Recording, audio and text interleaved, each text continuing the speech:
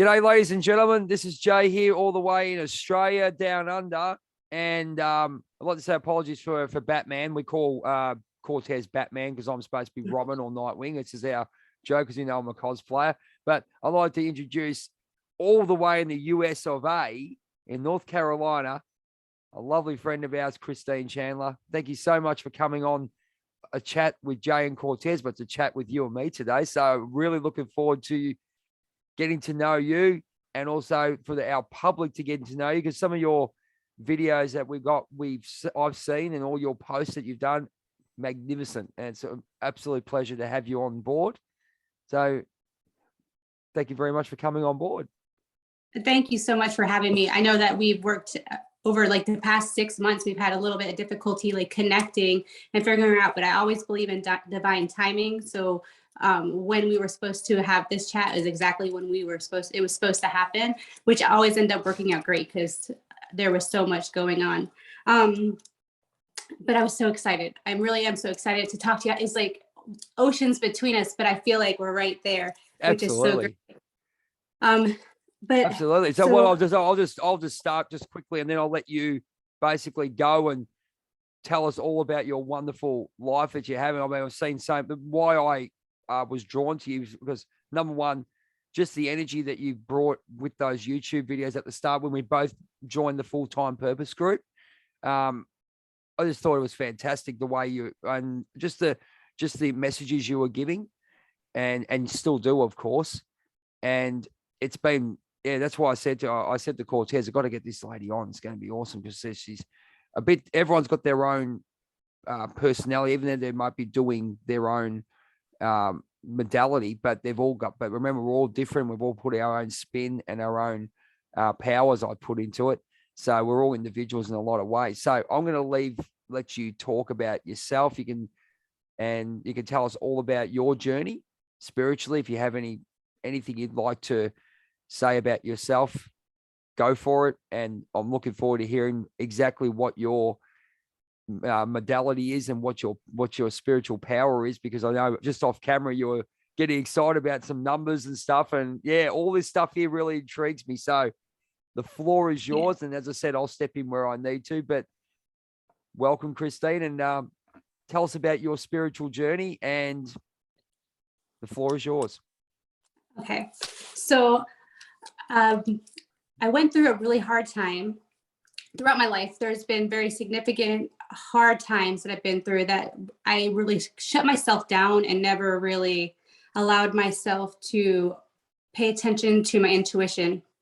And so in 2018, my grandfather died, and it really was hard for me. I went through a lot of grief, and I started tearing my life apart. And then on top of that, like other things would start to happen. So I identify as a psychic medium, okay, but I hate putting myself in a box like that, but I do identify that because I do talk to energies. I can receive healing messages for people as I work with them. Okay. But there's so many different things that I really work with because I like clairaudient. I can hear messages in song. I see messages through like working with animals. If I'm if I'm on a walk like in the nature, like there will be certain things that I will be drawn to, and when I go to research them, it makes sense for the messages for people that are getting ready to walk into my life as I'm getting ready to help them heal. So can I just drop in for that one? Just sorry to cut you, because that's intriguing. Like, do you sort of see, like, I mean, we're having this chat now. Do you get a sort of like, I guess it's a preview or something, or a message about the person that you're going to be in a chat with, or interacting with? Is that what you're saying? Is that's intriguing? I mean, the animal one's really wow. So when I connect with you right now specifically, I see like coyotes, I see like wild dog, I see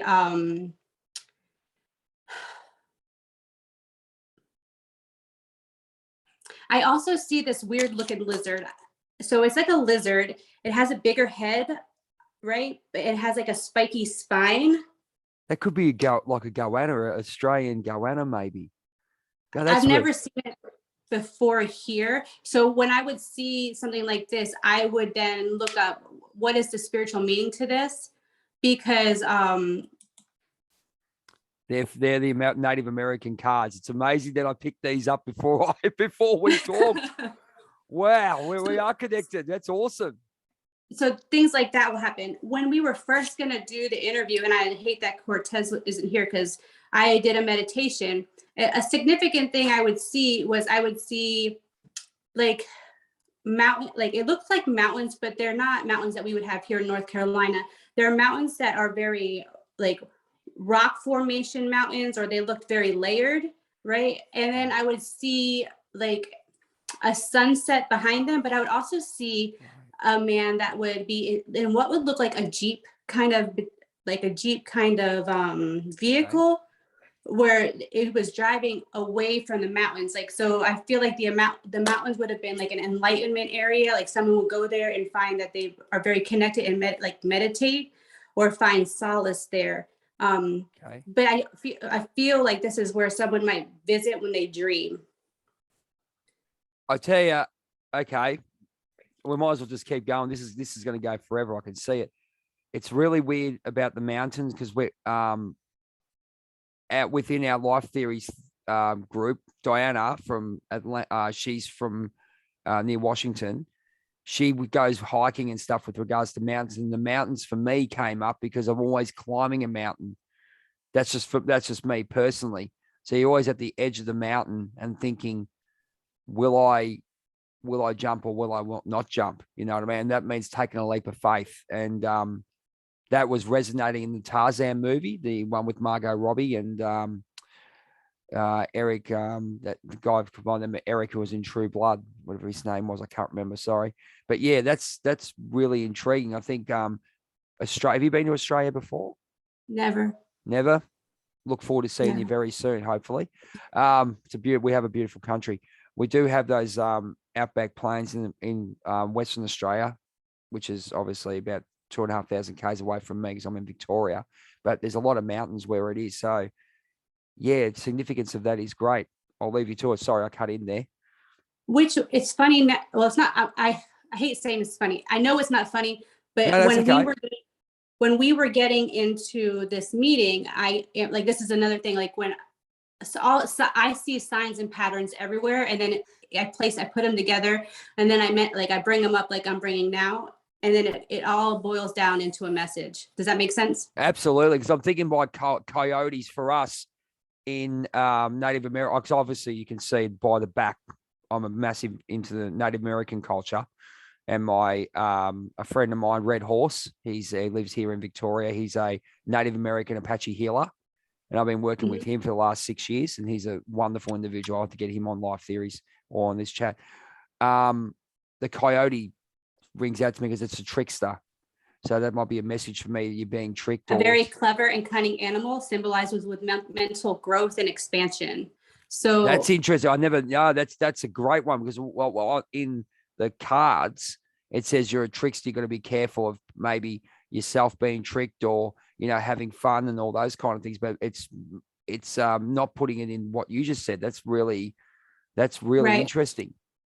Because the message I kind of get from it when I see it is like about mental growth. So when I see it, it's like, okay, I see it. But it's like, okay, in the nighttime, your mind can take over and your thoughts go in places where you don't want them to go. Right. So you got to remember that there's like a version of you that is going to always look for the worst. But there's that version of you that's always going to be optimistic. The important thing is like to have that mental agility to remember that it's okay to have some realistic expectations, but don't discount your dreams, because your dreams are very powerful and help you move forward. Would you say this is great. This is exactly what the chat's about. I'm so blessed to have you on this, on our show. We're looking at the solar eclipse that happened. Do you believe, does that resonate with you at all if I just mentioned solar eclipse? Because way I do it is when you're saying something, I take what resonates to me and see what within my psyche to see whereabouts in my life or whatever whatever it may be, resonates. So for you saying, don't forget your dreams, it's really, really weird that this morning, the physical world, which is work and all that stuff, is sort of getting, we're starting to I'm starting to remold my life. And it's been the first real big first change. And the dreams, obviously, I'm in a rock band and all that stuff. And yesterday we had a wonderful 5.5 hour rehearsal, and it was the dream come true for the five of us to be together. You know what I mean? So it's basically, this is the dream team. And it's really weird that experience physically for me, or spiritually, has really shifted to what you were saying. Don't forget your dreams. We live in this physical world, but don't forget your dreams. Sorry, I'm a rambler. So it's great though. This is awesome. No, that's fine. Because this really comes into view when we came into the Zoom. I really noticed immediately the number 57. But then when I broke it down even more, I see 55, I see 88, and I see 55 again. So the fives are all about change and growth and expanding, right? And it's about changing through choices that we're making. Right. And then 88 is all about abundance. So abundance in all areas of your life, spiritually, physically, mentally, emotionally, everywhere. But then when I went and looked it up real quick for 57, it's about a sign of encouragement and supporting of your situation and where you're going. Okay. And even when you're going through difficult times, remember that the universe is always there for you and supporting your dreams. Yes. Oh, it's really weird. As I say, I've been obviously, but why I got into this stuff, and obviously now I look back at the journey I was on, like when I went through my spiritual breakdown, and have a look at now I'm talking to a lovely lady in North Carolina about spirituality. And so this has sort of broken the egg of where I was going for so many years, but didn't actually, well, let's say, take the jump into it, which we're doing. So I want to talk about, might as well move on to, it will segue into the numbers. I mean, you're wonderful at numbers. I mean, yeah, I've got a friend of mine, Karen, who lives down here. You two would have an absolute ball. She's the same thing with numbers, you know. Oh, it's great. I mean, numbers are so powerful. Now, I wanted to ask you. You said 57. Would you just for the viewers out there, would you put them together, say, for example, and maybe make 12 and break it down to one number, or how do you? Yes. Yeah, explain that. Yeah, go for it. So I have this thing where I see 57, but then I would break it down and then I see 12, right? And then I would even go even further and see that it's actually a master number 33. And then even break it down even further, it would be 6, which is all about bringing balance and your spiritual embodiment into your life. Right. So I would say this is more about a journey, right? So 57 would be like where you're at right now, or what you might be experiencing, of feeling like where is the support coming, of where I'm trying to follow like my path that's right for me. And then like the next step would be the 12, where you will be feeling the support coming from the people that you're interacting with, new people coming into your life through random meetings of the universe, feeling the energy of just like walking with the army of your spiritual guides behind you with your shoulders back, and like feeling, okay, I see exactly where this is going. And then 33 is a master number of like totally embodying your spirituality, and knowing that it's something that you have built from nothing, which actually, I really hate that saying built from nothing, because it's from something, because everything it was built with a thought, an idea. Yeah. But I guess our journey that we've gone through from when because I'm obviously, just to give a bit of background why I went, I'm opening myself up to all this stuff and really going in deep. As I met some fantastic people, as you can see, life theories with Diana and Sarah and Cortez. We this is what we chat about. But we know that the journey that we've had brings us into where we are now. So I mean, everything. You know, I look back on and going, wow, what a hard journey I did have. I mean, that's just me. Obviously, everyone's got their own journeys, the way they are, and how hard they are, because everyone's individual. That's just the way it is. But when you analyze it and have a look and go, wow, look at where I've come from. And now it's come to a point where you're actually trying to make the jump into your new life, I guess. And all these little segues, what you're saying is actually resonates with me perfectly, because that's exactly where I'm at. Yeah. It will continue. Like, I see what is your next big focus is balance. How to balance responsibility with getting lost in the dream. But the dream is not the final outcome, right? No, Actually, what you're doing right now is the outcome. You're in the middle of your manifestation right now. So in enjoying every moment of this is just as important as that final outcome, because without this, there won't be that. So you think so with as I said, this is fantastic. So when you actually meet a client, I wanted to ask you, do you have your own spiritual, I guess, business, if you want to put it that way? Do you see clients at all? Yes, absolutely. So I started by doing free tarot readings. Well, not even free tarot readings. I would join Facebook when I realized that I had mediumship abilities. I started joining groups on Facebook that were searching for people like me. Okay. I couldn't be the only one that was experiencing what I was going through. So I started to find people like me, and I started to take courses like on Udemy and I would look up stuff on YouTube, like how to grow what I'm doing.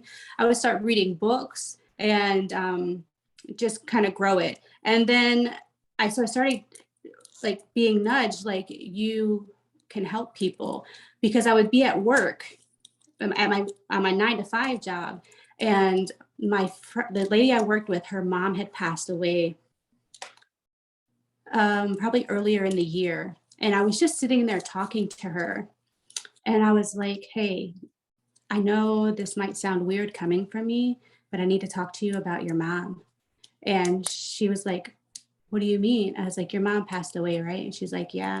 I was like, she wants you to know that she don't want to see you laying in the bed crying about her anymore. She looked at me and she was like, what? And I was like, she's like, how did you know that's been happening? I was like, your mom is just telling me. And she would start giving me like visuals of things that there would be no way that I could know that about her, because I had never met her mom. I had never seen anything about her. And so in that moment, I was just drawn to help and bring healing in it. And so then so after that happened, then her husband came and talked to me about something, So I would be led to, and then on Facebook, I would just do free readings for people and like look at their picture and do some energy readings with them. Okay. And so I would just start doing that. So then I decided that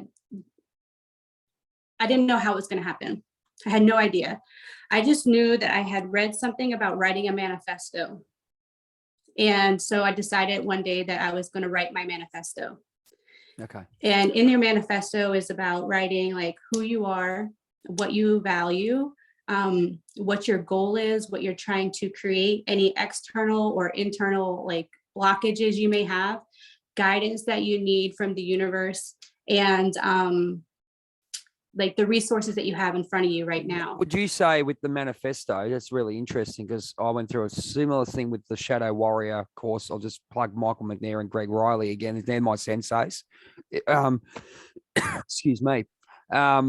We had to do sort of that too and go in deep, if you know what I mean. So you sort of know where you start from with your business and the way you are. Did you, when you see a client, is that what you start with? Is that how you start to connect with people on that level? I know you get messages and all that, but to actually get in with someone, do you get them to write that manifesto, what you just wrote, or yeah? Nope. So a lot of people come and book with me because I read tarot on TikTok. Oh, okay, right. So a lot of people will come wanting a tarot reading, and then once they're in with the tarot reading, my readings go deeper. My readings are meant for healing and self-development and growth. So it's like I am a catalyst for them to ignite something that's already inside of them. And then, I drive them to read my book, which my book is how I... I'll put that up. Is that you? Did you write that? Yeah, I did. Oh, I may put it up and give us a plug for it. What? I need a picture and everything. That's awesome. So what's it called? The World You See. Right. The World You See. So when I started writing this, it was because everything I was going through, like I have the ability to read things and then break it down on a level where it's understandable to anybody. Okay. So that way it can be incorporated in their everyday lives. So I wrote this and I wanted it to feel like I was talking to somebody. Okay. Like they were having a conversation. Because what happened was when I wrote my manifesto, before, like as soon as I wrote it, as soon as I sent it into the universe, like, hey, this is me, this is what I'm here to do, things started happening. Wow.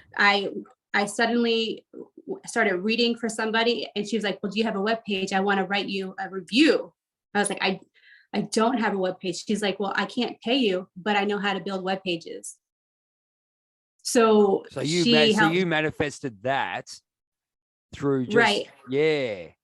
Cool. And I suddenly was drawn to get my business license and I just did that. And then, this is before my TikTok this was before even my TikTok took off. And then before I knew it, I was doing readings on TikTok. I was starting to book people and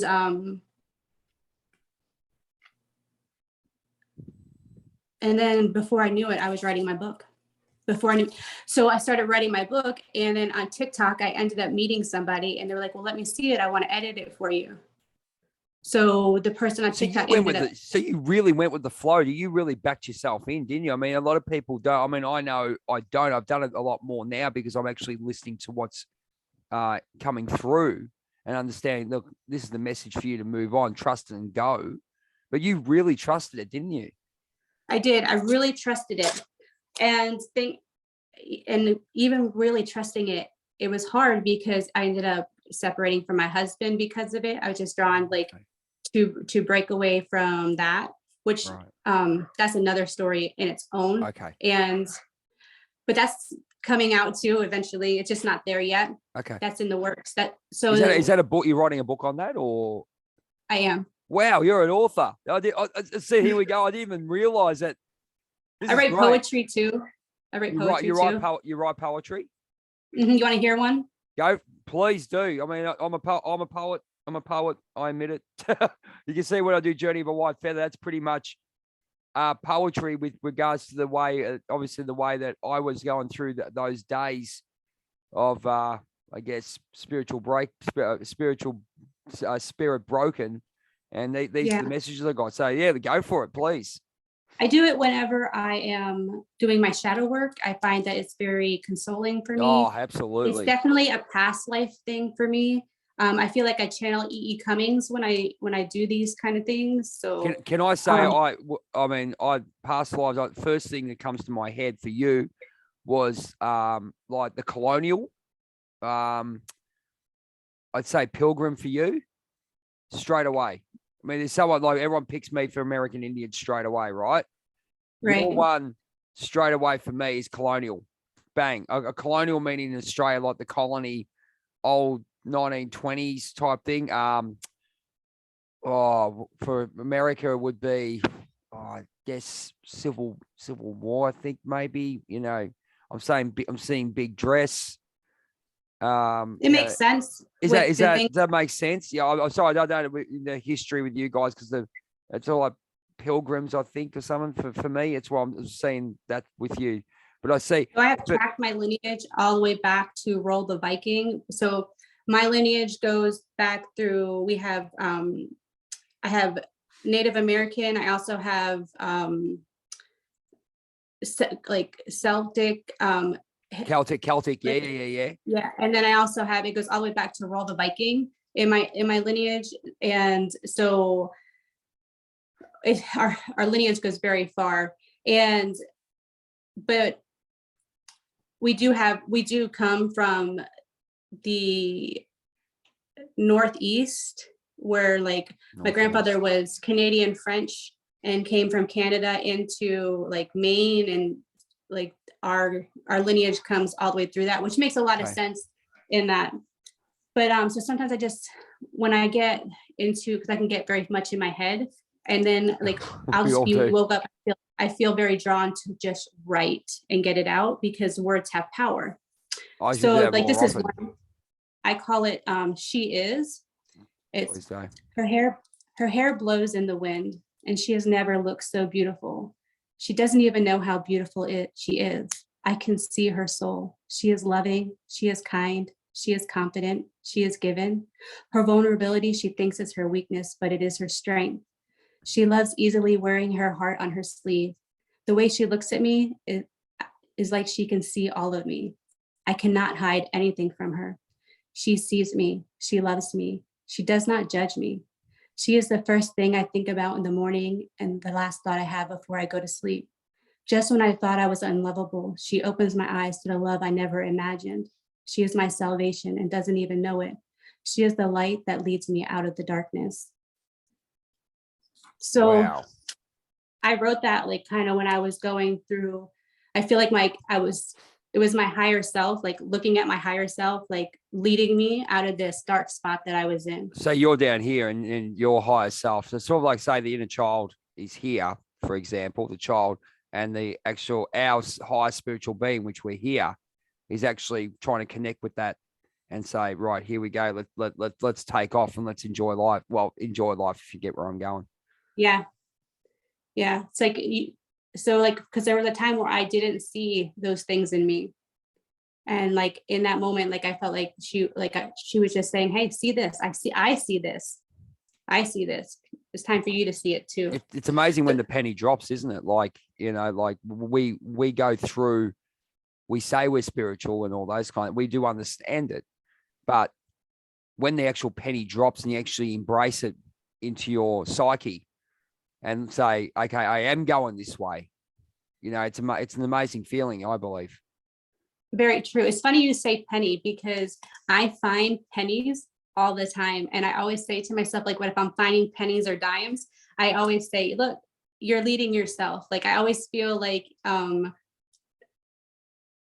the future version of me is like leaving these things in my path. So I'll see them to say, hey, you're going the right way. You're getting a message from above. Yeah. We got 5 cent pieces. We find those a lot too. And look, at the end of the day, I think, one of the most powerful things, and a lot of it, Diana's huge into this, is actually, you know, healing those past traumas, what we were talking about, but also what you're saying is you actually went with it. Yeah, and it's amazing. You've just gone with it, and you know, you can see your energy with the Buddha behind you, and everything. It's just it's meant to be, you know, and you wish you could be there, but what we're doing is, for us, and especially we're getting our downloads, as we call them, and then we're acting upon them.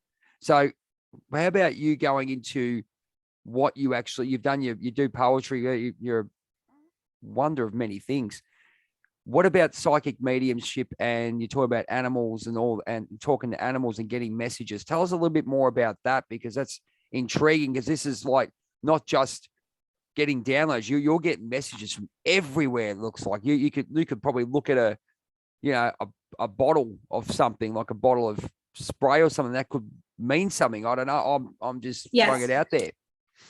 So, for example, I'll use this past week as an example. I have an email group. So I build my email group, and every Monday I send out an email to my email group. It's about get weekly guidance. I call it weekly guidance. And like I love to walk. Walking for me is my meditation. It's something about when I start moving and walking, I like am a wide open, and I can just, it's my Zen to do. Yep. So if I ever feel like I need to connect, I just go and I walk or clear my mind. So I go and walk, and I'm always drawn to certain things. So like last week, for example, I was walking this trail I walk all the time. I kept seeing everything that I was seeing was coming in twos. So I would see two people walking together, two men walking together, two cardinals flying across my path together. It would be twos. So for me, like I'm seeing 222, and I'm like, okay, so you want me to talk about the number 222. which is Okay. means like you're on the right path, you're going the right way. Even Okay. though everything was being shown to me going in opposite direction from me. So if I was Wow. if I was walking straight, they were walking past me or going across my way. So and then when I see the cardinals, it's a sign like pay attention because you're about to receive a message. So I immediately like start listening to the thoughts that are coming to my mind. And so when I see this, the thing I hear is like, you're walking in an opposite direction than what other people are. But that doesn't mean your direction is wrong. It means that's the direction you need to go to experience the things that are right for you. Do you believe in the So- book? Like, do you believe in the book? Sorry to cut you off there, but do you believe in the book of life? Like, we've got a book of life, right? And they always say, let things go and go with the flow. Now, the big thing is with what I got told is regardless of where the lesson that we're in, and you're talking about that now, you're saying, you know, you got the cardinals that go past, you're looking at directions, you're really channeling that, the power of the earth, aren't you? Like, you're really channeling that. And then I got told always that whenever you flip the page, this is what's happening in the life today. And if you have a lesson to learn, you have to learn it, then you move on. If that makes any sense, and embrace everything. Just, this is how it is. Live with it pretty much in some ways, and this is the messages you get, and interpret the way you want to interpret. Would that be fair to say? Absolutely, 100%. Because then I would be walking along my path. And so I was walking along my path and I see this bumblebee, and he's flipped over on his back, struggling, like his legs are up in the air, and you would never notice this because it was so small, right? Yeah. And so I was like, I started to walk past it, and then I got this overwhelming feeling like, no, you need to go flip that bee over. Like, why are you going to watch it struggle? So I go back and I gently like take my foot and push it into the grass and flip it over. Well, so I start to walk away, and I was like, you know what, something's going to happen right now that's really important that you can incorporate for your message for the week. So I go back to go take a picture of this beak, and as I'm doing it, the bee gets its strength and flies away. I see a cardinal out of the corner of my eye, so I'm like, okay, pay attention. You're about to get a message. So in that message, I got one single act of kindness can be enough for a person to gain their strength and lift themselves up to move forward. And that's what I was seeing right there in that moment. So your psyche really went up on that. I mean, we know when we do good things, we feel good, but you're actually reiterating that, aren't you? Even the smallest thing that we can do. That's you know, I mean, it sounds really silly that I'm excited by it, but we don't do it in this day and age. I mean, we get lost in it. I mean, we're aware of it, but because of the way we're programmed in some ways, we don't do it. I mean, that was a wonderful thing you did. Look how it changed your life just doing that. Imagine you went, instead of going left, you went right and didn't do anything. We'd be a totally different thing, you know? Right. And then as I walked further along my path, I kept seeing jasmine flowers. And jasmine flowers, when I went back to research them later, was about bringing romance into your life, about the purity, the connection with the earth, the cleansing of the soul. And there was something else, I can't think of it right now off the top of my head, which made a lot of sense for where I was in my life, because, you know, here I am like getting ready to be post-divorce. Like, it made a lot of sense. Like, you're clearing out things to be opened up for more. Sorry to cut you off again one more time. Sorry. Do you just go, when you get these messages, do you go straight into it sort of thing? Do you just basically go with the flow and whatever happens? Or do you sort of go, okay, what do you sort of analyze and go, this is where I'm at? Or do you act upon the messages straight away? No. So sometimes what I've been doing is I will get my notepad in my phone, and I'll just start letting myself type whatever message comes out. Okay. And sometimes I'll go back weeks or months later and I'll review it, or sometimes I'll put it into my email for everyone else to see. And then as I was walking, and every time I walk the trail, I see something totally different. I have never experienced the trail in the same way, ever. Okay.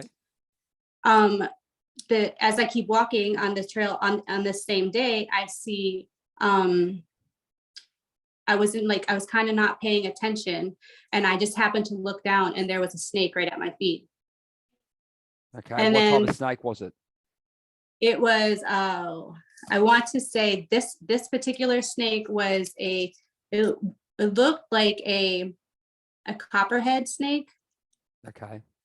which when I got two things from, let me go a little bit further into the Go story for it. because Go.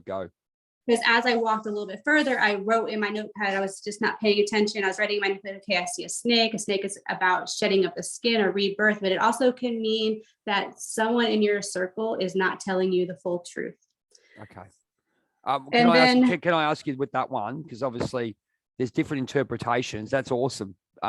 We got in the card deck that I use, it's transformation. We're actually shedding the skin, but you're telling me the snake as well, obviously, and there's someone not telling the truth. And we always say, oh, there's a snake in the grass.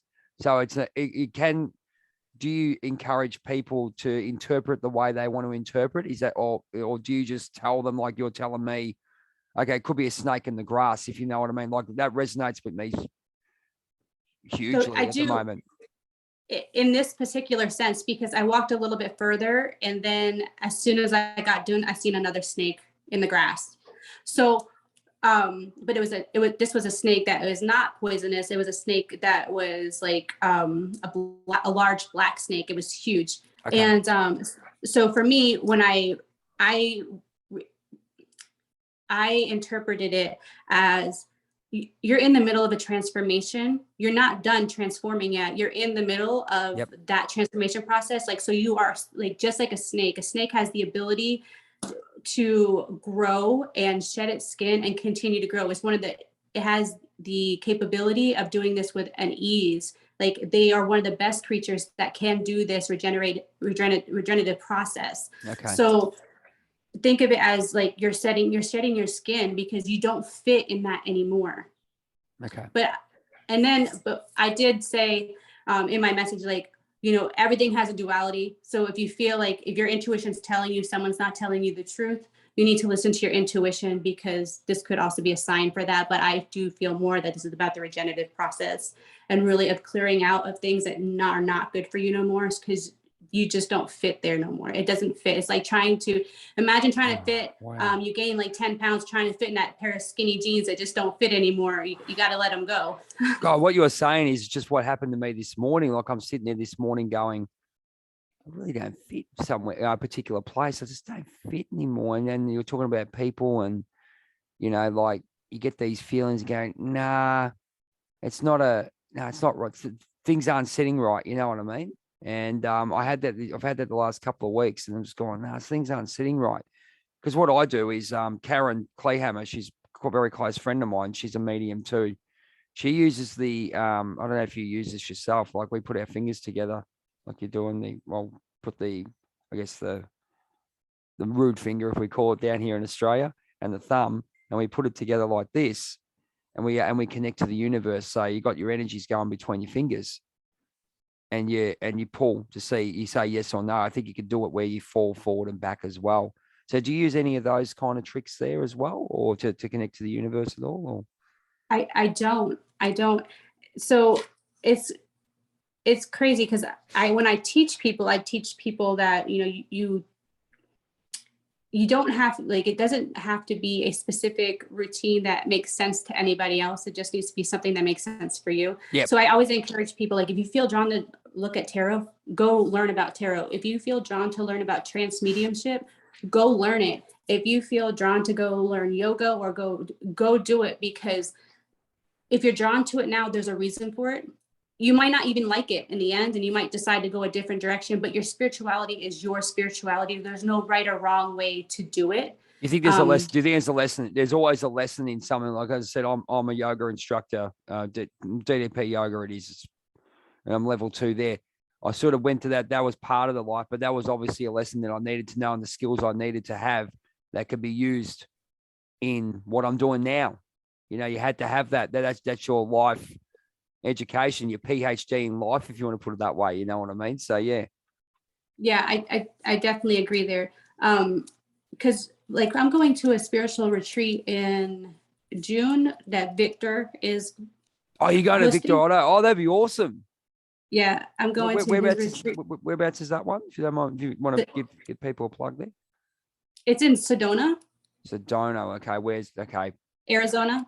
Oh, Arizona. There you go. So Yeah, so I'm excited about that. I'm a little nervous. I'm not a yoga person. I've tried yoga, but I've never been something I could have committed to. And it's probably be something that's really good for me, but funny enough, I never committed to it until I met, because obviously a professional wrestling fan, Dom Dallas Page. He's the one who started it. Basically, why I did it. I was an ex-wrestler as well, and I thought yoga was great. I knew exactly what it was all about because I was a phys ed teacher too. So I know about health and fitness. They go, oh, that's great. Yeah. No worries. I'll do it. Never got around it until the penny dropped one day when Dallas did it. And I go, I'm going to do it because he's doing it. He's made it cool, Yeah. and it's opened so many possibilities, just understanding it. So as you said, you go into something that you don't think, as you said, that you don't think you like, or go, oh yeah, I'm doing it for this way, but there's an actual greater reason why you're doing it. And from what you're telling me, you're so gifted in a lot of ways. Wow. I mean, you just got to basically I don't know. For me, I'm just saying the things she's got so much. She has to just sort of work out what you're going to do, in the future. It's hard. So that's where I'm at now. I find that like sometimes I get thrown so many different options, like where I want to go with something, that I have a difficult time picking one, which, when you have confusion like that, if you don't pick one, then you become stagnant. Yep. So I find that I have to continue to go back and like reevaluate my manifesto to make sure it still fits with where I'm going.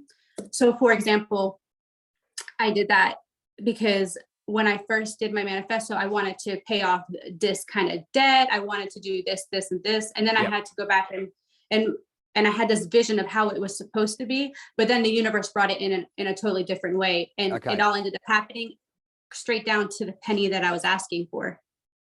So you're really, you are really connected, aren't you? Like I'd say, I think I'm just trying to do the best job that I can do. I just think like, I'm looking at it now. I'm meeting, obviously Karen and I here in Australia. Then you got Cortez, yourself, Diana, Sarah. I see the essence of the light workers that we started off before everything changed. We okay.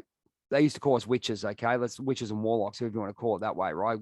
But what we're doing is using the power, and we're channeling the power of the universe within the earth, using crystals, using our intuition, all those kind of things.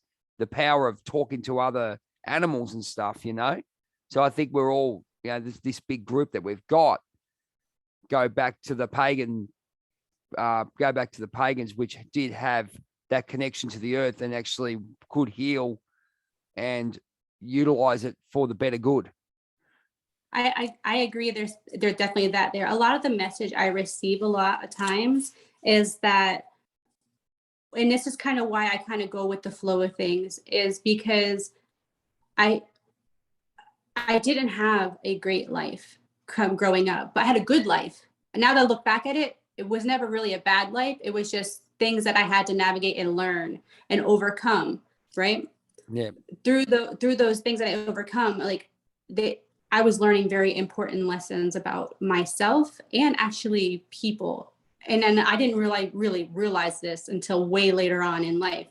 But I never, ever looked at someone and be like, I hate you. I can't believe you did that to me. Somehow, some way, always inside of me, I was like, you know what? I don't hate you, and I forgive you. And I appreciate that you put me through that. Despite that's a wonderful thing. Hey, it's such a wonderful thing to have. I mean, I still struggle with that to this day. I'm getting much better than way better than what I was, man. I'll tell you. But that's a wonderful gift to have so young. And it's just, was it young when you had that? Were you forgiving when you were a child, or when did that come about? I was so when I was younger, I had to custody battles with my oldest son, right? And when I was younger, I would be so upset, like, how could they be doing this to me, right? How could they be doing this to me? It all ends up working out in the end. And in the end, like, I never stopped my son from having a relationship with them. I always encouraged it. I always like, but then like one day I look back and they're like, they weren't doing it to you. They thought they were doing it for the betterment of your child. Like, you should be grateful that people cared about your children enough to put you on the right track. I guess people like that, when I mean, and I guess this is where I come from, and it makes it's great that you got that so young, because you look at people who have disappointed you, and you're in that mindset.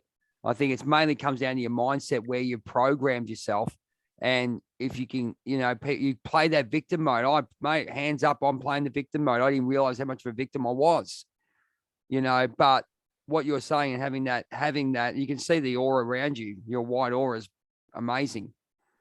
Okay. That's what I just see, white around you, like light worker, la da da da da, keep going, connect to the earth. But it's great to have that, what you've got, and that makes life a lot easier. We all know that, but it's a case of actually taking the step, which you can anyway, because you got a choice. Let's be honest. You got a choice to say yes or no. Okay. We know that in every day of life, we can either stay in bed or get up. It's as simple as that in some ways, isn't it? And some days you need to stay in bed. And some days you need to make sure you get up. That's something I've really have learned here lately. Some days I need to have a moment to not be okay and to feel where I'm at, because it makes me appreciate when I do make myself get up and do it. It makes me appreciate it that much more. Do you feel like you're like, I'm in the belief of healing my psyche? All you guys have come into my life, and also the things I've really wanted in my life have come. And I still feel the changes come. Next 2 years are going to be huge for me, I believe. Because I went back to uni when I was 35 to do a degree. I know where it was placed now. I know why I did it, because I'm writing a teacher manual for sports teachers. Okay, so I know it. When you have a place in, when you do something, there's a place for it in your life. But also, as you said, it's a stepping stone. Like you go about yoga, I'm not really into it, but I know I have to do it for some reason. There's a reason why you're learning this. And that's where I'm at with this. And so I'm at the crossroads, not the crossroads, but wake up this morning as you're talking about, going, hang on a minute. You had a great day yesterday. This is your dream and stuff. Now, where are you at with everything? And it's sort of making me question a few things. But anyway, sorry to cut you off. This is amazing. This is you're doing so. Yeah, this is great. You're fine. So when I work with people all the time, I tell them, like, sometimes you don't know why you're doing something in the moment, but you just feel like you have to do it, and you just do. And that's kind of where I am right now. Like, I struggle every day with quitting my 9-to-5 job. Every day I'm like, I don't want to go do it, but I also am a mom and I have responsibilities, and I see everything else growing bigger as I do it. And wow. Yes. Yes. But we've also got peace of mind. I think a big thing that we talked about is peace of mind. So we can't do what we're doing now without our 9-to-5ers. Right. It's as simple as that. Yeah. And then every time I think I'm gonna, like, maybe I'm not gonna do healing work, every time I think that, like, my schedule, like, the universe is like, oh, no, that's not a real thing. So, like, my schedule will fill up, or like I'll be drawn to write in my other book, or because my other book is about my life. It's about my twin flame. You're writing your memoirs. It's gonna be like a memoir. I've changed it to be not like my name and stuff like that, but it is. So you're writing in the third person type thing. Would that be fair to say? Would that be? You want to hear a part of it? Absolutely, yeah. Let's do it. Okay. So with Journey of a Whitefeather. So I've got another book written. I've written another book, same as what you're doing. See, that's what I've written it to a point. It's obviously about, when you get into emotions and stuff like that, but it's heartbreak, but there's a twist. It is. Mine's about heartbreak too. And it's about finding myself and then growing spiritually. So it's about, the twin flame journey. They say you meet the other person that's part of your soul and throws your life into this whirlwind. And then it takes that heartbreak to help awaken that part in you that you've hid inside. Yeah. So this is like my life. This is. Keep going. No, you're right. Sorry. So this and I'll read you the introduction. Go for it. Summer nights in North Carolina definitely have their own vibe. The cool air, the purplish pink North Carolina sky at sunset are one of my favorites. I sit down at the end of the dock and place my feet in the warm lake water, soaking in the beauty. There is noise behind me, drawing attention towards the house. A smile comes over my face and I see him walking towards me. He is just as handsome as the day I met him. He smiles at me and I can feel his thoughts. He loves me and he always has. Even when I didn't love myself, he loved me. With him, I am so vulnerable. I held a part of myself back in the past, hiding a part of myself from the world, afraid of being judged, but not with him. It was never an issue. He was the love that I never saw coming. He sits down, draws close to me, and puts his arm around me. Not a word is spoken between both of us, and I take a deep breath in, allowing myself to internalize his presence. Every challenge, lonely night, argument, and separation is now just a distant memory, leading to the sitting on this dock together. Beep, beep, beep, it was just a dream. I rolled over and shut off the alarm. Waking up at 4:30 was now part of my normal morning routine. I started out by speaking the things that I'm grateful for, but this morning I found my mind wandering elsewhere. Why was I suddenly dreaming about him? The last time we talked, it was made clear it was not in the cards for us. I had to focus on myself, my stability, and making choices that are right for my life. The dream made me remember how long I missed him and longed to be with him, but he had been gone for months. And indeed, I would be over him by now. Plus, he was never really mine to begin with. Something about our connection was so undeniable, but life just took us in different directions. I told him a blind man could see our chemistry between us and our connection was one that others dream of. I can remember every detail of the day I met him. I have met many people in our life, but our introduction was by far my favorite. Our introduction was like one you see in the movies, two random strangers that would have never crossed paths any other way. Most days I do a great job of trying to not look back on where things once were, but today I can't help myself. Oh, So wow. I mean, I can resonate with a lot of that stuff. That's so wow. I have no idea where it's going. Like, so my poetry book, it's already edited. I just haven't felt drawn to publish it yet. And this book, I Can I ask you, are you self-publishing or are you going to get it? I am self-publishing. Yeah, cool. Okay. Well, what we'll do is, I can pass it on. If you let us know what's going on. I've got Diana's into all these spiritual groups. Sarah Cortez will help you wherever we can do, however you want to promote it. You let us know and we'll help you out, whatever we can do. Yeah. I feel like I'm not like, so I feel energy coming towards that. Like I'm supposed to start working on it again, but I'm in the middle of living the next chapters. So it's like it comes in waves and I just kind of trust it when it comes. Like when I feel the urge, it's like I feel the urge to work and I just work. Or if I feel like my attention being drawn to something, I just quiet my mind and allow myself to listen. And sometimes like it's hard. Like sometimes you just to go with the flow like that is difficult because people don't understand it until they watch you do it. And then their eyes are like, I see people light up and just see it. So we're going to trust us. We're going to trust ourselves in this way where we get a download. Like looks like you and me are very similar where we've got about 5 or 6 things going and we're moving into this new us. Well, the us that we're supposed to have, you know what I mean? We know where we're going. Let's be honest. And we've got all this stuff that we've got to sort of juggle, but when it comes forth, so for example, my phys ed book, when it comes forth, we're going to work on that area. So just back everything else off, work on that area. If something needs to have attention, we work on that. So we've got to trust that this is the divine. Yeah, does that make sense? It makes 100% sense because sometimes like I am like a perfectionist and like welcome to our toxic world. Toxic productivity is something that I'm used to. Like you are productive just to be productive until that doesn't work for me no more. I can't just work to work because I find myself beating my head up against the wall. I'll be drained. I'll be super drained. I will be so tired. I'll be moody. Like it just doesn't work for me like that anymore. So do you think you think you're sort of like, I believe like I found one of my major lessons was not loving me enough. Now this could go very broad. I give love to others, like fantastic. I feel great. Yeah, I've done this, I've done that. Great. Why don't I give that to myself? And I'm starting to do that. and things have been a lot happier. I still fall back into the old. Exactly what this is about. This is exactly what this is about. There you go. So I fall back into it, but then awareness is such a wonderful thing that we've got that we go, hang on a minute.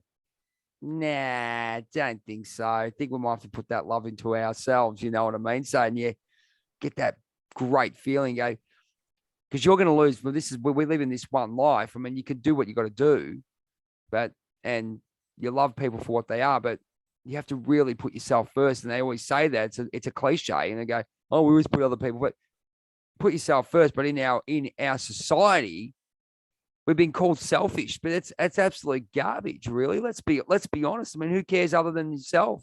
No, you can't rely on anyone but yourself. Let's be honest.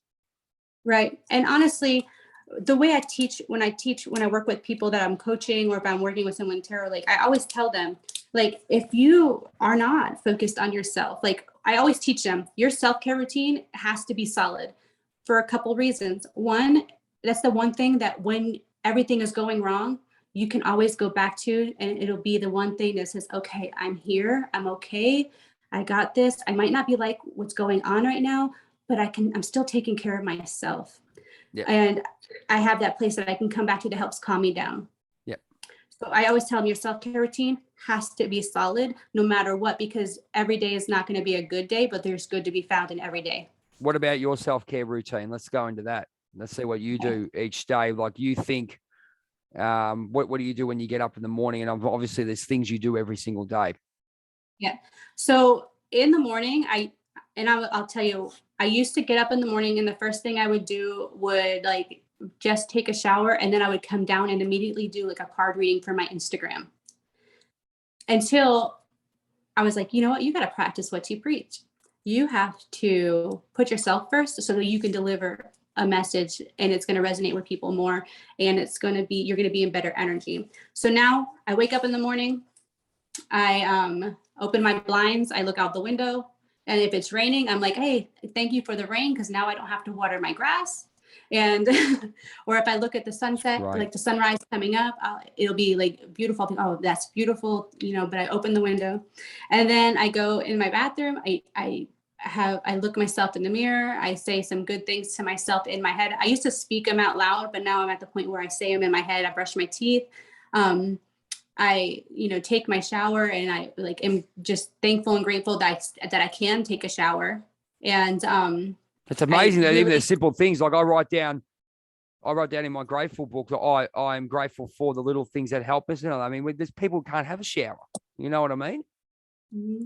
And then when I wash my face, I wash it, and I'm like, before I would scrub my face, I would scrub it, right? But now I wash it, and I'm more gentle with my face. I'm like, I'm I love myself, so I'm going to be gentle with myself. And I'm more intimate with myself when I wash my face now. And then I come downstairs, and I get a glass of water, and I get my vitamins, and I get my probiotic, and I just nurture myself first. So, and then after that, I go and I wake my kids up, because now that I'm in good energy, I can go wake them up in a way that's not like, hey, get out of bed. It's like, hey, I'm more gentle, because I've already kind of put myself in a place to be able to approach them.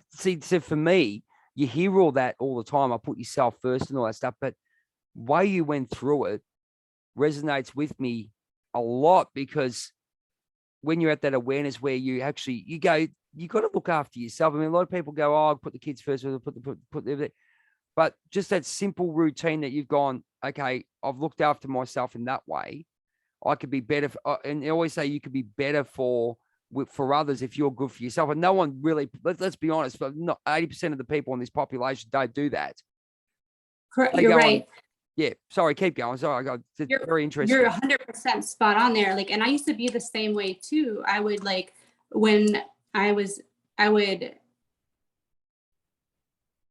always have to rush in the morning.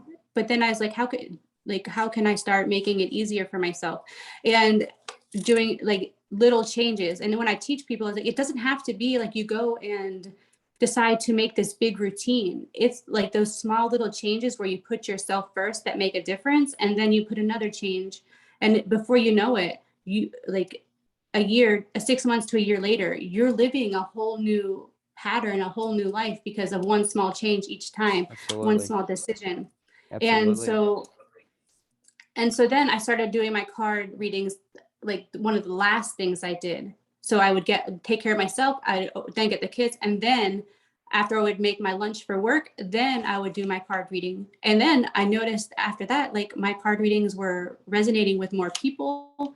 And in the morning time for that one, for my Instagram, it was just, they were receiving it more. So by putting myself first in that routine, it ended up bringing a better energy in. And so I tell people all the time, your self-care routine has to be your number, like it has to be solid. And that building of the self-love is solid, because when it comes on the days that are not bad, you need to be able to talk to yourself and remind yourself that, you may not be exactly where you want to be, but something in this moment you are learning either about yourself or about someone that you're interacting with to help you make a decision to which way you want to go, because you get to decide, you get to put yourself first.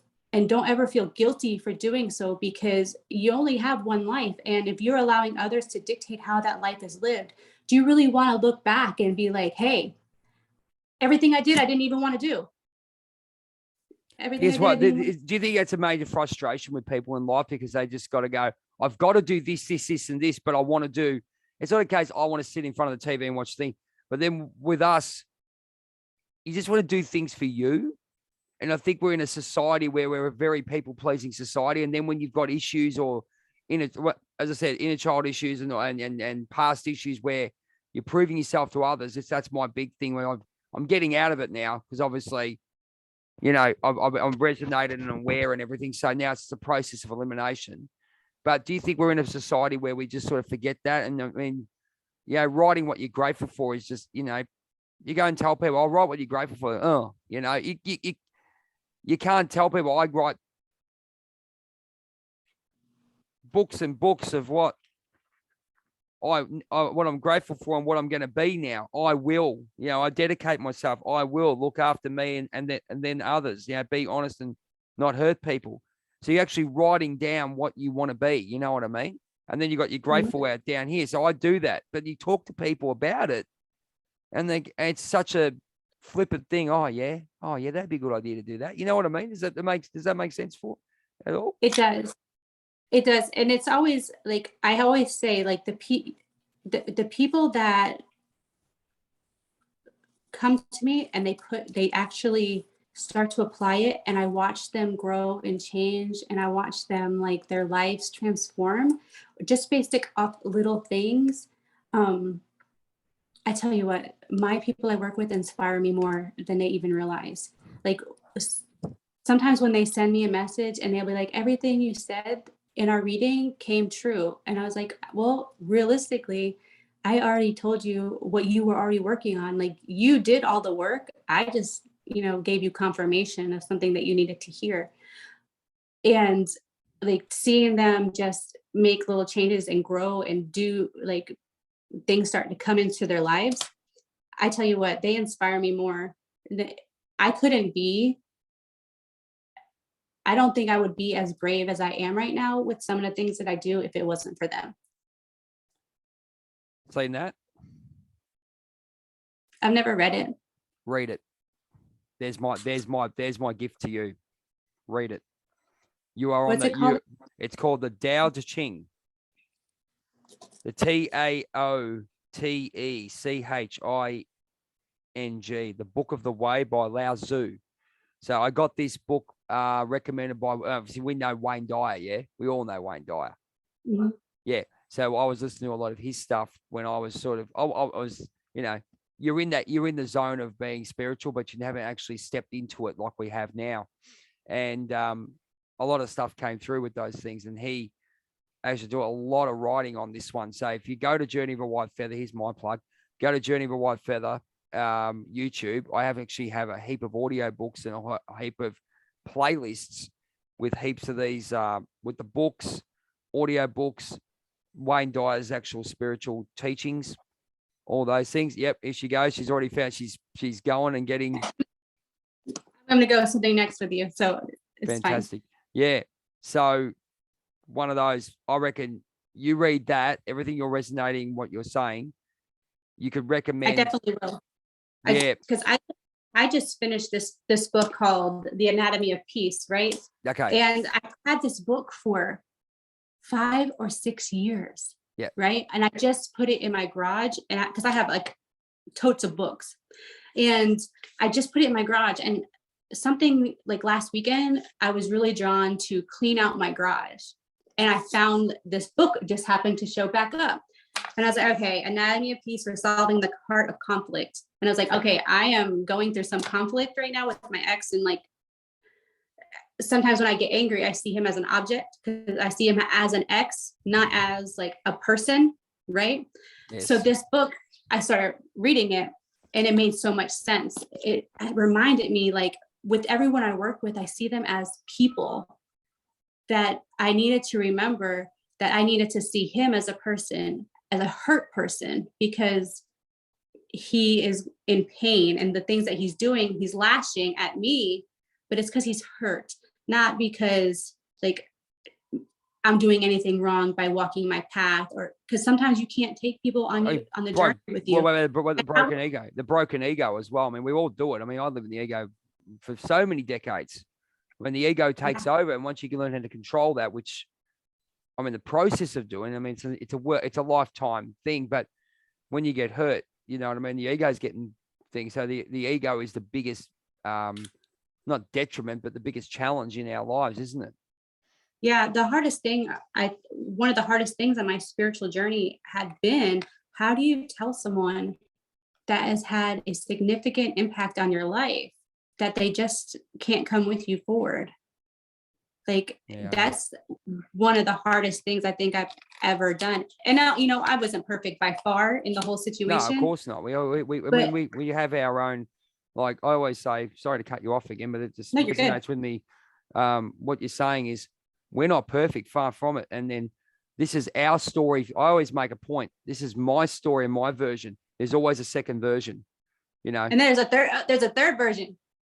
Third version. Well, let's go. We're just talking about my version and the person's version. And then there's always a third version, but you have to, you resonate with what you say. So that's why I tell people, I think people really accept that when you go, this is just my version of it. There's always a second or third. We'll go a third version, fourth version of it. Yeah. That could resonate with you. You know what I mean? But this is just how I see it. Yeah.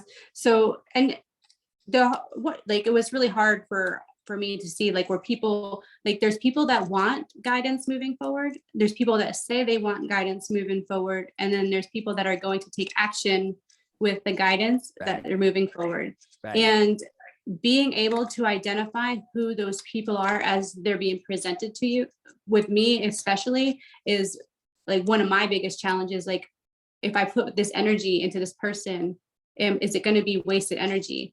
And I always come up with this one answer: no, it's not wasted, because you're going to learn something in the process, because everyone you work with is either delivering a message to you, you're delivering a message to them, or like they're mirroring something in you or igniting something in you that you want to bring to the surface. Doing it self-gratification's a lot of it too. So we live in this self-gratification society, and we all fall into it, I guess, until we're aware of it, that people want things immediately, or they want that feeling of happiness within themselves, but they're sort of forcing it. So obviously when you read Lao Tzu, they always say, never force.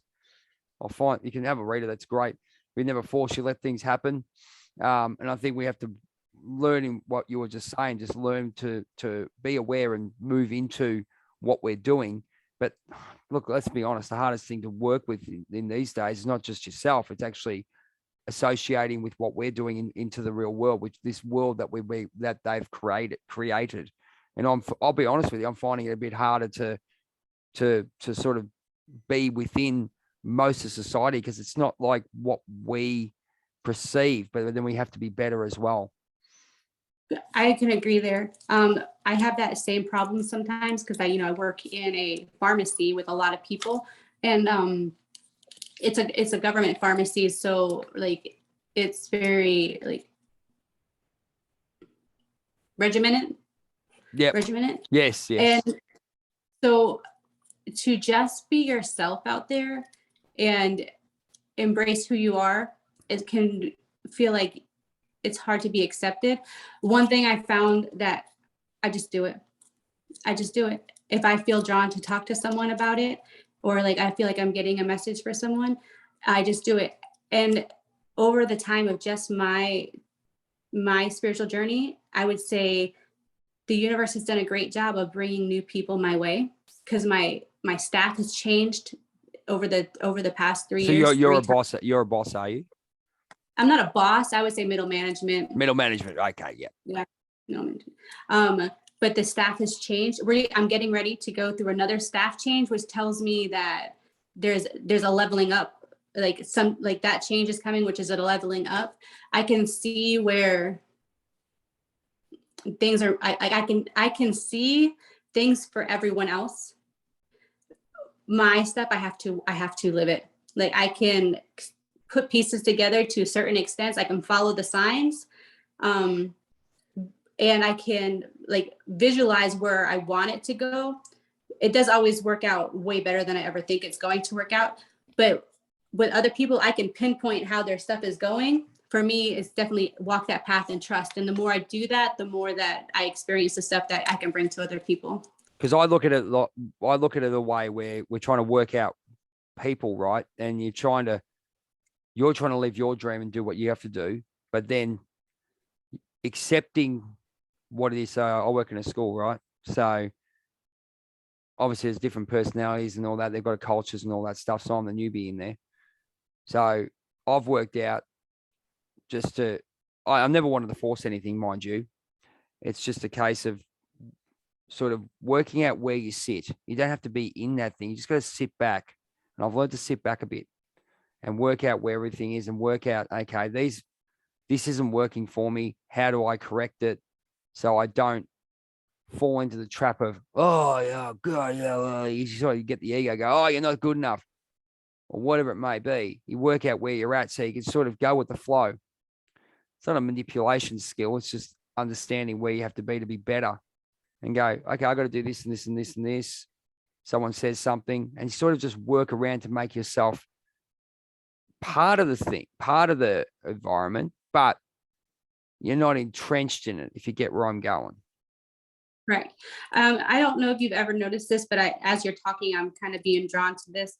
If you ever are in a spot where you notice that conflict and disagreements are happening, you have that energy where you're supposed to engage, because as you engage, you help diffuse it and you help bring perspective to it. So if you find yourself in that mediator role, it's because you are naturally able to diffuse situations. Well, it's funny enough. We've had a couple the last couple of weeks, and what I've done is I've let people talk, and then I've gone, okay, let's just go with the flow, because you don't want to force, but you go with the flow, sort of sit them down and then take it from there and diffuse it. That's how you diffuse things, because that's how I diffuse things. That's where I'm told to diffuse things at the time.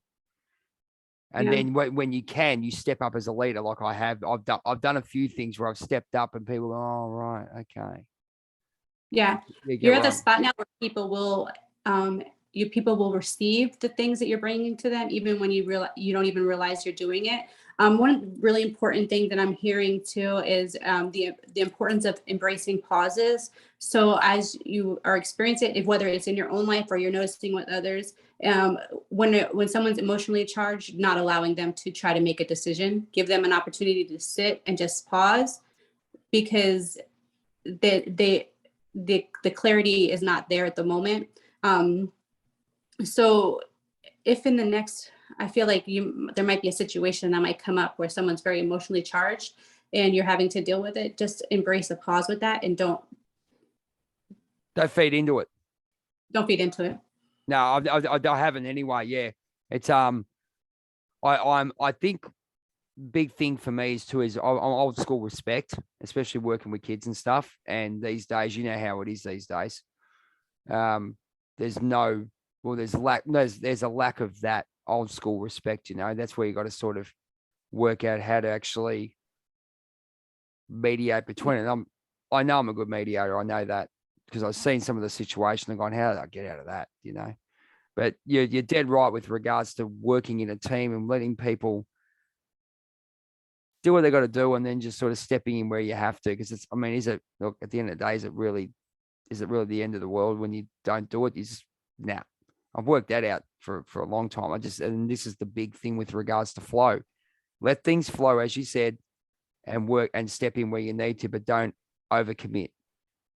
Yeah. And if one thing I've been really drawn to, even with my own children, is if you're feeling like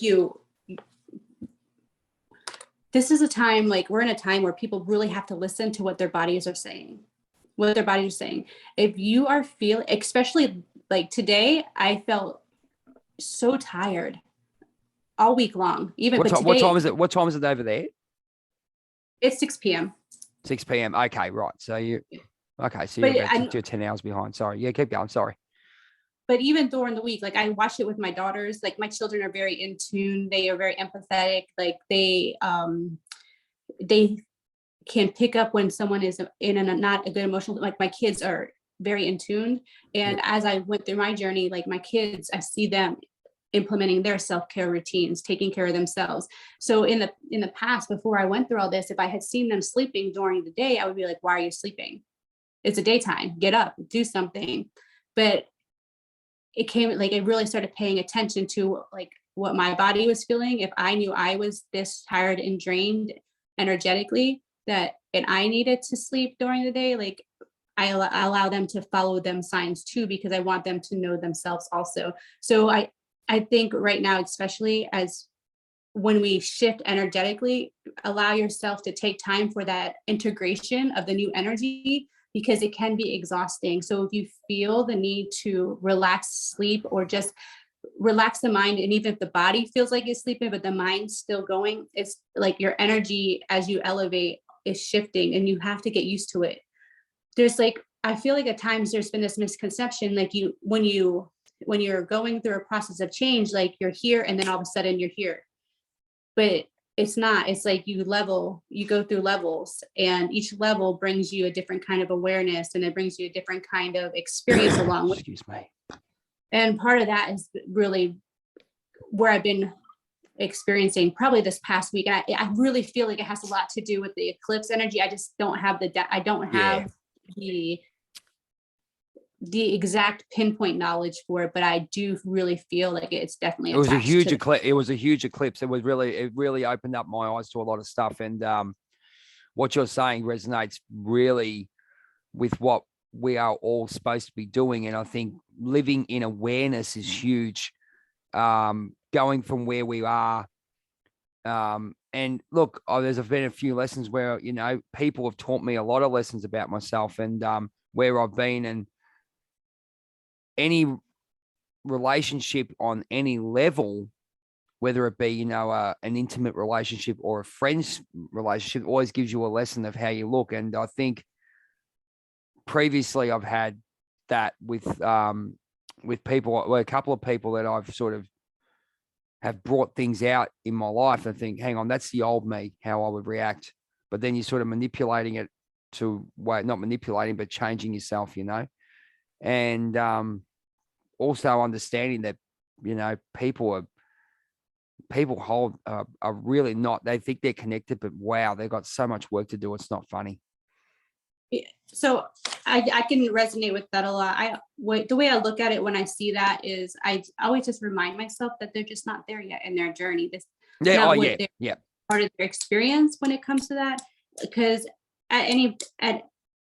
the one thing that I realized is, like, once you see it, you can't unsee it, even if you want to, because on the spiritual journey, sometimes it can get very lonely, and sometimes you can get very, very lost in how you used to be.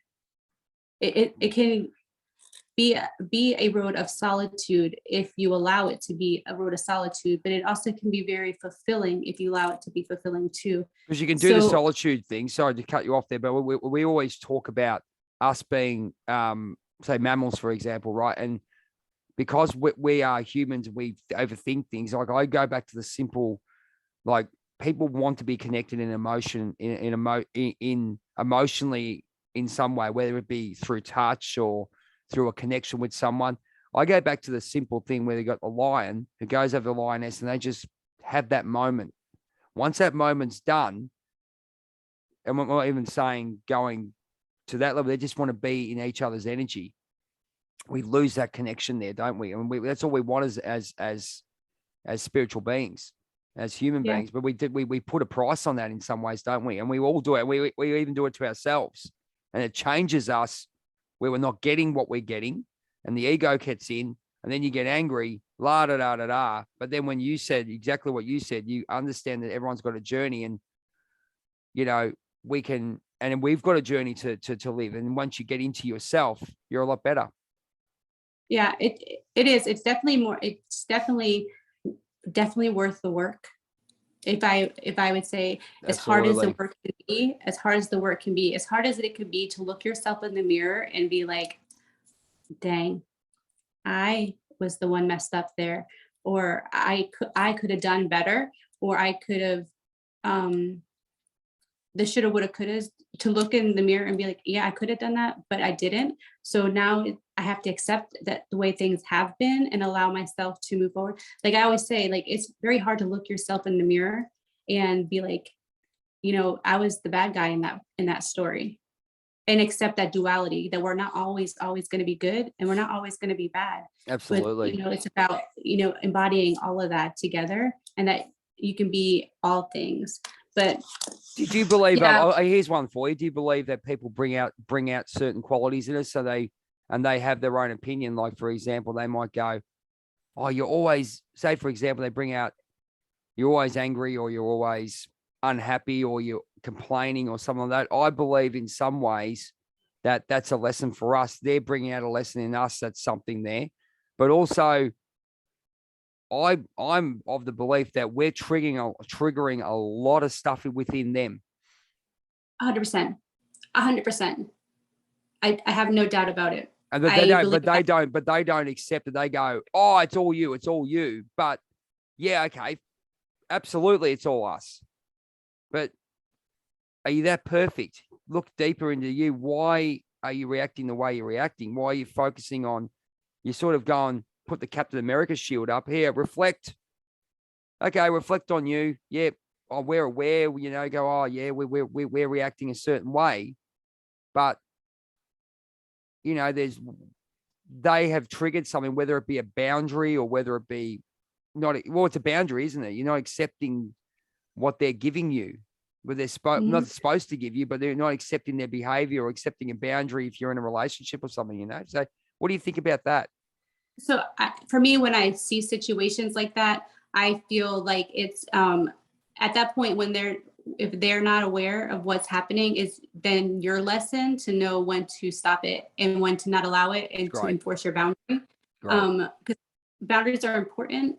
Because like for me, I can sometimes forget where if I am very connected with someone, I can forget where my energy stops and where theirs starts. And I can allow myself then to get very lost into only feeling their desires and forgetting where mine are. So for me, if I was interacting with someone in that sense, it would be my lesson then to make sure that I am still honoring my beliefs, my desires, and allowing myself to be my own thing, the freedom to be my own identity, and then them to be the freedom of being their own, and trying to bring that awareness there. But I think sometimes people forget that because they're so much in search of the feeling that another person brings. So I definitely feel like everyone we interact with has some kind of lesson that we are learning from them, or they are absolutely learning from, definitely 100%. That kind of energy exchange. But sometimes we can be very unaware with it till hindsight's 2020, after that energy has kind of moved out, if you're not very present. And we're going to learn to accept people have got an opinion of what they think, and whether the end's the end, the end is always sad. That's the way it is. That's what Tom Cruise said in Cocktail. He goes, this is the end and this is the way it is. It's always sad, but they always have an opinion of you regardless. And all you can do is do the best you can. And you've just got to take that on board, not take that on board and go, okay, that's their opinion. Go, have a nice day. Thanks very much for the lesson. See you later. And hopefully they'll wake up and, and then you just go to people with good energy. And then, I'll ask you a question for this one. You've been through it.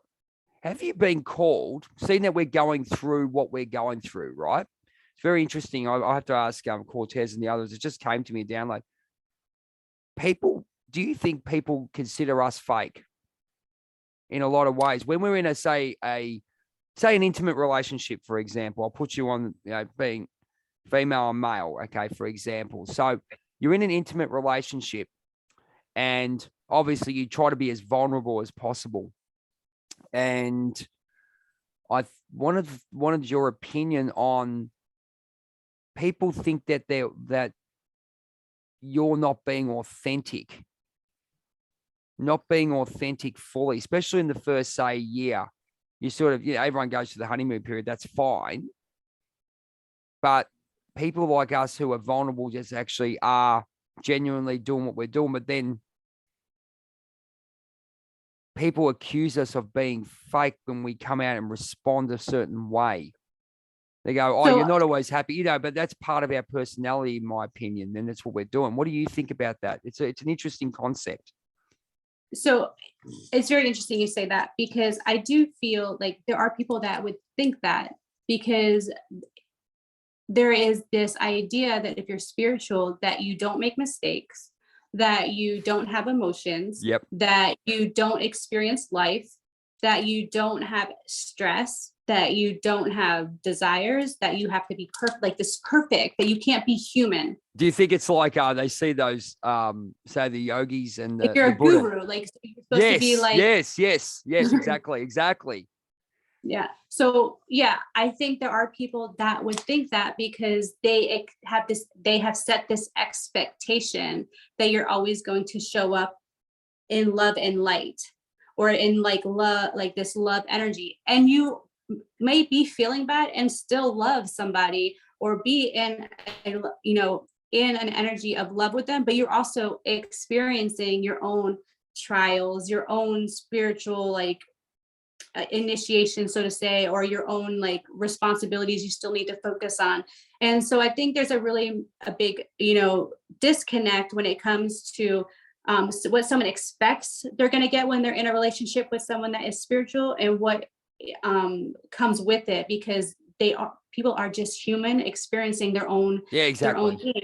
And you're not always going to be perfect. And sometimes you're going to, even though you have all the knowledge and of how to navigate through things, you're going to slip up and make a mistake. Because if you don't make a mistake and you're going to handle situations wrong, and it's not always going to go right.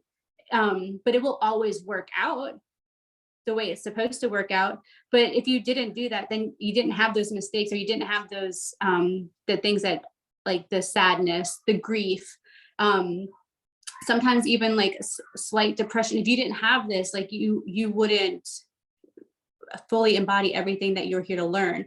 And that disconnect. So do I think people can say that maybe they interpret it as people being fake? Yeah, I can see where sometimes people would feel that way, because it's the expectation of what they said, of what they think they're going to get, instead of seeing that person, just give me one person. sec. Go. Sorry. Interruptions. No, it's okay. Sorry. It's okay. So I do, if you were to talk to my ex-husband, he would tell you that I was fake. He doesn't believe in what I do. Even though he sees with his eyes the results of what I go through and what I do, in his mind, because of everything we have been through, he can't accept it or move forward with it. So he would, if you were to talk to him, he would say I was fake. He would say I was fake, because he has seen the parts of me that have to be stern, have to hold up a boundary, have to say, no, this is not true. He has seen the parts of me that, has caused him pain. Because, sometimes even wonderful. This is great. Awesome. This is great, because I get that. I get the fake thing. I mean, we've all had traumas and stuff in our past and stuff that bring up, and I've been accused of being, I know I had inner anger and all that sort of stuff, and expressing it the way you express it. And now that I'm at a peace, people don't realize that we grow and they don't want to know they're great because they go, oh, you're just like that. But then people see you because they understand that. I think the big thing for us too, I was just going to say, being a bloody empath, we can feel when, not that they're being fake, but they're reacting a certain way because that's the way they're programmed. We can see when they're sort of going, you're saying this because, but we can't actually prove it. If you get where I'm going, would you say that? Right. I would say that because like if I'm in an intimate relationship with you, right, I can feel when you are connected to me and when you're giving me the energy of like attention, admiration, passion. I can feel that, right? Yes. Yeah. Now, Okay. all of a sudden, like your mind is focused on work or bills. I can now feel that energy shift to where your focus is not me anymore, but it's on something else with your life. And me 5 years ago, when I would have felt this, I would have thought there's something wrong in our relationship because the energy shift, and not realize like, hey, there's more to it. Just because you have a connection doesn't mean that people don't have other things in their life that they have to take care of and where energy needs to be gone to. But with people that are not there yet, sometimes that will make them feel like they are not fully like receiving what you told them that you were going to give them, and so they interpreted that like okay. So I'll throw you that one, right? So that's cool. You're giving him a message, and then they block you. I know this happens, and you've probably held this too. You go, and then they throw it back on you. Have you had that before? 100%. They deflect it back because they don't want to see it, and they don't want to see it in themselves. Oh, you're this, you're that, you're this. But it was okay when they're trying to get into our energy field. And this is regardless whether it's intimate or not, just friends even. Right. So you get into that, and then they suddenly go, hang on a minute, rightio. Then you got stuff to work on, something happens, whatever happens, but you can feel that they're not with it, and you've got boundaries or something like that. This is the way you are. And they go, oh, hang on a minute. Or you open something up in them. And I think the big thing is people don't want to be close, and they pull back and they put it back on you. Well, it's scary for some people sometimes. Because yes, that's right. Yeah, exactly. When like I know I had done it for a long time, and I even had experienced it many ways. Unconditional love, a lot of people don't know what that feels like. That's exactly right. And when right. they start to feel it, and they start to feel change coming within them, they feel like they're losing control. And control is so important for so many people because that's the way they have survived. And when they start to lose that control, they either really like the feeling or it scares them, so they'll pull away. And some people aren't ready for it, so they will throw it back because they are not in a place where they can receive it because they haven't got there on their journey yet.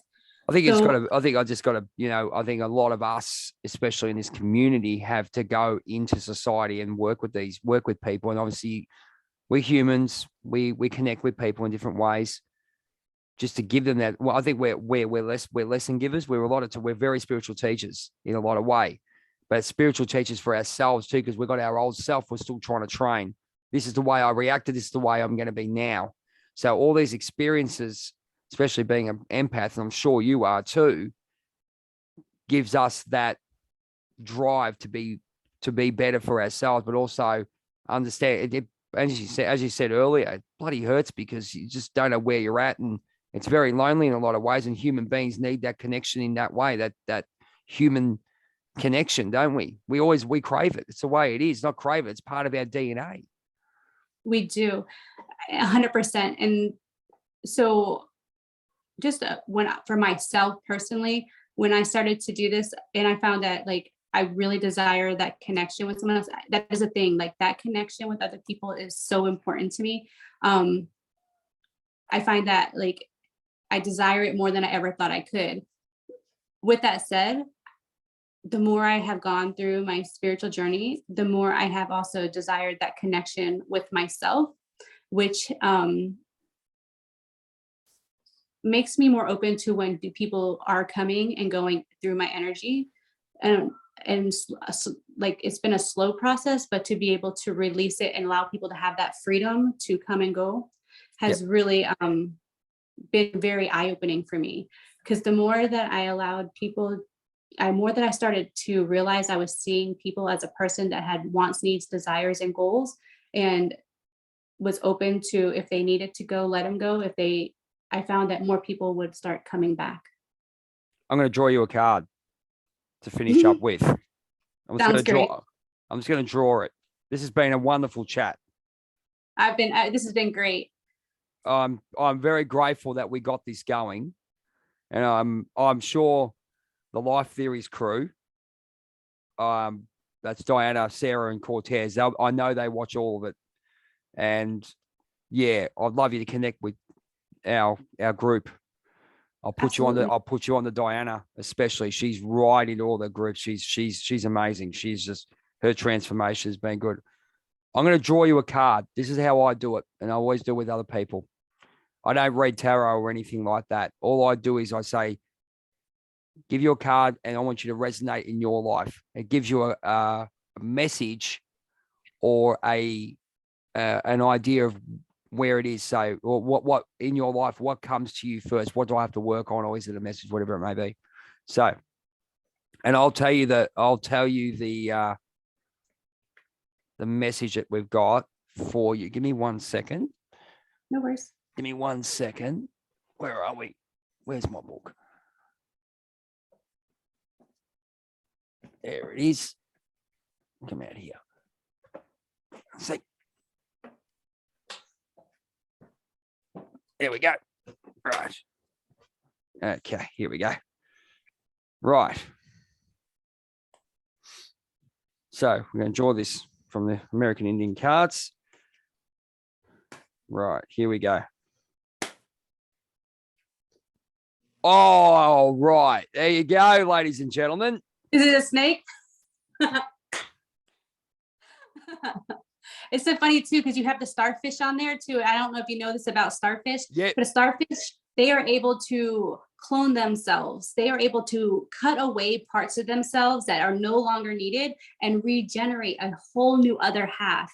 And they're able, and they say, like, same with snakes, they're able to shed those skins and they are able to grow and expand. So I feel like when I see that, it's just a reminder that I'm in the middle of a growth and regeneration process. And sometimes I'm going to have to shed some stuff away because it's about expanding and becoming more and allowing more to flow through me. Yeah, it's exactly what it says. It says, and it is very heavy magic in Native American philosophy. So it's basically your wholeness and understanding on the spiritual plane, the Great Spirit, and being connected to the universe as we are. So you are just being a universal being. And from the chat we've had, I mean, amazing. Oh, like we were going to call it, that snake was going to come up. We always knew that snake would come up. Look, it's been a wonderful chat. I've learned so much. Absolutely. It's been fantastic. Could you please tell us all, and I'm going to put this on all the videos. I'll make a preview video of as I do, and then I'll release the whole video very, very soon. And obviously you'll get a copy of that too. You want to tell us where they can find you and where you're all at, and also if you have your a small business or something like that, mate, the floor is yours. Okay, so if you want to follow me on all my platforms, it's You, Me, and the World You See, because I always like to think that everything always starts with a conversation between you and me about the world you see in front of you. So youmeandtheworldyouSee.com. That's me. My Facebook is You, Me, and the World You See. My TikTok is You, Me, and the World You See. And so it's my Instagram, You, Me, and the World You See. And it's just add .com to it. It'll bring you right to my webpage. And then so have you got a web page, you got an actual web page yet? Yes. Okay, and you got obviously got and that's got all your social media on that one. Is that how it works? Yep. Awesome. And even my YouTube also. So it's all You, Me, and the World. Cool. So cool. Make sure you subscribe. Absolutely. We'll get it all happening. This is great. So yeah. Thank you so much. It's been an absolute pleasure. I'm so glad that we were finally able to work it out and, talk to each other. I always believe divine timing. So Yeah, it has absolutely. been absolutely great. Absolutely. Thank you so much. Oh, no, thank you. I said, this is for us, with life, we run the life theories now. We've sort of all joined together, the four of us. It's great to actually connect a lot with yourself and others. And, we're a unique bunch of people, let's be honest. And I think I don't know about you, my energy's way up. I mean, it's 8:25 in the morning. I got up at 6 this morning in Australia. Okay. And it's been 2.5 hours, and I'm going to go to the gym after this. And when you're sort of talking to like-minded people, it's a wonderful thing. It's easy to get in that energy flow and just start getting, and here we are, hours later? I haven't even felt it. Like, it's been like 2 hours, close to 2 hour chat, and I'm waiting we call him Batman because, he goes and fights villains in Gotham City because we can't find him sometimes. The old Cortez. But it's really, and thank you for your patience too, because we're still getting used to the time zones. Like, I mean, mine's the worst. I mean, it's early in the morning in Australia, and we always have a joke with the Life Theories crew that, we better get Jay over there. He's he has to get up at 4:30 in the morning. So it's but I love it. I love connecting with so many people on there. So many, I got friends over here and here. We're talking. I've talked to this lovely lady, Christine, in America. It's awesome. Yeah. Thank you guys so much. Thank you so much again. I look forward to talking to you again, and keep doing the great work that you're doing, because I do check out your stuff, and I tell you, whenever I listen to your poems, like, I feel them in my heart space. So, well, thank you so much. Just know you could you make sure that we make sure you put your bells on too for all of us too? I mean, because I know we've got so many channels that we all absolutely. I know I already have yours on, so I see all the reminders. Yeah, I've got yours on as well. But as I said, and I want to apologize. I want to apologize to some people out there. I know I try to get to as many people as I can, and obviously Christine's doing the same thing. This community is awesome, and it keeps our vibration up, and I love supporting everyone's channel. It's actually quite refreshing that you're actually doing do some reading in this area. I mean, why read when you got wonderful people like yourself? Yeah. It's all Thank you good. so much. Thank you so much. And we will definitely get this video out. Thank you very much. This is a chat with Jay and Christine for the life that we'll call it under the Life Theories banner with the Fantastic Four. Thank you so much, Christine. And we will talk to you very, very soon. Yes. Have a great day.